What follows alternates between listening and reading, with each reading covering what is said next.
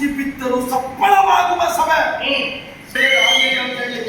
ಒಳ್ಳೇದಾಗದೇ ಇದ್ರೆ ಇವರು ಇಷ್ಟೊತ್ತಿನ ಇಷ್ಟೊತ್ತನಕ ಒಳ್ಳೇದಾಗಿ ಇವರು ಒಳ್ಳೇದು ಮಾಡ್ತಾರೆ ಅಂತ ಕೂತಾರೆ. ನೀರು ಬರ್ತೀಯ ಅಂತ ಇವ್ರಿಗೆ ಗೊತ್ತುಂಟಾ?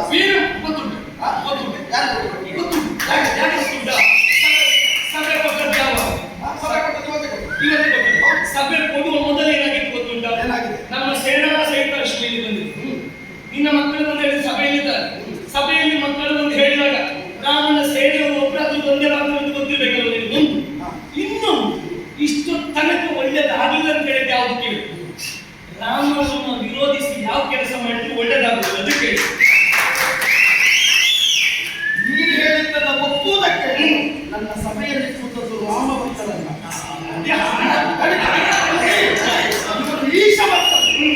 ನನ್ನ ಈಶತ್ವವನ್ನು ಒಪ್ಪಿ ಕುಳಿತುಕೊಂಡು ಈಗ ಇನ್ನೇನಾದ್ರೂ ನೀನು ಮಾತಾಡಿದಾಗ ಅಪಸ್ವರ ಬರುವುದಿಲ್ಲ. ನೀನು ಒಂದು ಹಾಳು ಮಾಡಬೇಕು. ನೋಡು, ನಮಗೆ ಶಿವಸೇನೆಯ ಬಗ್ಗೆ ಅಪಾರ ಗೌರವ. ನಮಗೂ ರಾಮಸೇನೆ ಬಗ್ಗೆ ವಿರೋಧ ಇದೆ. ನನಗೂ ರಾಮಸೇನೆ ಬಗ್ಗೆ ವಿರೋಧ ಇದೆ. ಇಲ್ಲಿಯವರೆಗೂ ಇರಲಿಲ್ಲ. ನಾನು ವೀರಮಣಿ ಇದುವರೆಗೆ ಎಲ್ಲಿಯಾದರೂ ರಾಮನನ್ನು ದೂಷಣೆ ಮಾಡಿದ್ದು ಕೇಳಿದ್ಯಾ? ರಾಮಸೇನೆಯನ್ನು ಹೊಡೆದಕ್ಕೆ ಕೇಳಿದ್ಯಾ? ರಾಮಸೇನೆಯವರಿಗೆ ಬೈದಕ್ಕೆ ಕೇಳಿದ್ಯಾ? ಎಲ್ಲಿಯಾದರೂ ನಿಮಗೆ ಸುದ್ದಿ ಮುಟ್ಟಿದೆ ನಾವು ರಾಮನನ್ನು ವಿರೋಧಿಸಿದ್ದೇವೆ ಅಂತ? ಅದನ್ನು ಹೇಳಿಲ್ಲ. ಹಾಗಾದ್ರೆ ರಾಮನ ಅಶ್ವಬಂಧದ ವಿಷಯ ಬಂದಿದೆ, ಅಶ್ವ ಬಂದಿದೆ.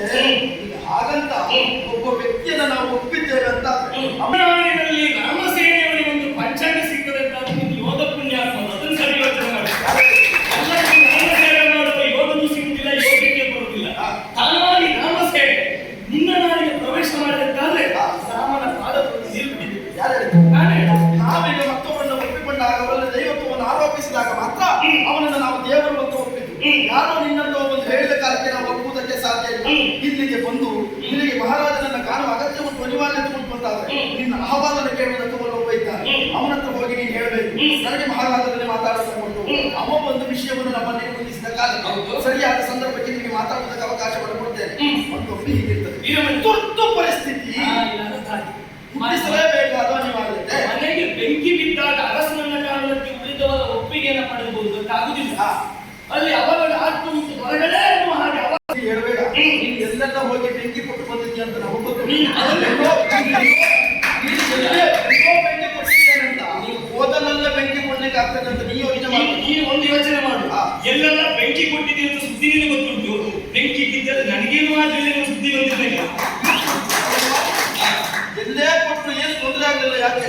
ಒಂದೊಂದ್ಸಾರಿ ಬೆಂಕಿ ಕೊಡುವವನಿಗೆ ತೊಂದರೆ ಆಗಲಿಲ್ಲ. ಮನೆಯ ಹೊರಗೆ ನಿಂತ್ಕೊಂಡು ಬೆಂಕಿ ಕೊಡುವವನಿಗೆ ಮನೆಯ ಒಳಗಿದ್ದವನಿಗೆ ಅಪಾಯ ಆಗಿಬಿಟ್ರೆ ಮನೆಯ ಹೊರಗಿದ್ದವನಿಗೆ ಅಪಾಯ ಆಗುವುದಿಲ್ಲ. ನೆನಪಿಟ್ಕೊ. ಅದು ತಮ್ಮ ಮನೆಗೆ ಬೆಂಕಿ ಕೊಡುವುದಾದ್ರೆ ಮಾತ್ರ. ಎಲ್ಲಿಯೂ ನಾನು ಬೆಂಕಿ ಕೊಟ್ಟದ್ದು ನನಗೆ ಬೆಂಕಿ ಅಲ್ಲ. ನೀನು ಪೂರ್ಣ ಇನ್ನೊಬ್ಬರ ಮನೆಗೆ ಬೆಂಕಿ ಕೊಟ್ಟದ್ದು ಬಿಟ್ರೆ ನಿಮ್ಮ ಮನೆಗೆ ತೊಂದರೆ ಆಗುವಾಗ ನೀನು ಮಾಡ್ಕೊಂಡು ನಾನು ಇವತ್ತು ಸುಮ್ಮನೆ ಮನೆಗೆ ನಿನಗೆ ನನ್ನನ್ನ ಕಾಣಬೇಕು ಎನ್ನುವ ಅನಿವಾರ್ಯತೆ ಇದ್ದರೆ ಒಂದು ನನ್ನಲ್ಲಿ ಹೇಳಬೇಕಿತ್ತು. ನಮ್ಮ ಸಭೆಯಲ್ಲಿದ್ದವರೆಲ್ಲ ಅಷ್ಟೊತ್ತಿದ್ದು ಬಿಟ್ಟುಕೊಂಡಿಂದ ನೋಡ್ತಾ ಇದ್ದಾರೆ. ಯಾಕೆ ಗೊತ್ತಾ? ಒಂದು ಗ್ರಾಚಾರ ಬಂತಲ್ಲ, ಸರ್ಪ ಹೊಕ್ಕ ಮನೆಯಲ್ಲ, ಮಂದ ಹೊಕ್ಕ ಮನೆಯಲ್ಲ, ವಾಸಕ್ಕೆ ಯೋಗ್ಯವಲ್ಲ. ಇದು ಮನೆ ಅಲ್ಲ, ಇದು ಆಸ್ಥಾನ. ಅರಮನೆ ನಾನು ವಾಸಿಸುವುದು. ಆಸ್ಥಾನ ಓಲಗ ಮಂಟಪ. ಆಸ್ಥಾನಕ್ಕೂ ದೇವಸ್ಥಾನಕ್ಕೆ ಸಮಾನವಾದ ಇಲ್ಲಿಯೂ ಅನಿಷ್ಟಗಳು ಆಗಬಾರದು. ಹೌದಲ್ವಾ? ಅನಿಷ್ಟವನ್ನು ದೂರ ಮಾಡುವುದು ಯಾವ್ದು ಹೇಳಿದ್ರೆ ಸಭಾಸ್ಥಾನ. ಈಗ ಮಂಗ ಹೋದದ್ದೇ ಅನಿಷ್ಟ ಅಂದ್ರೆ ನೀವು ಬಿಡಬೇಕು. ಪರಿಹಾರ ಆಗದೆ ಇದ್ದ ಪಾಪ ಯಾವುದು? ಪರಿಹಾರ ಆಗದೆ ಇದ್ದ ಶಾಪ ಯಾವುದು?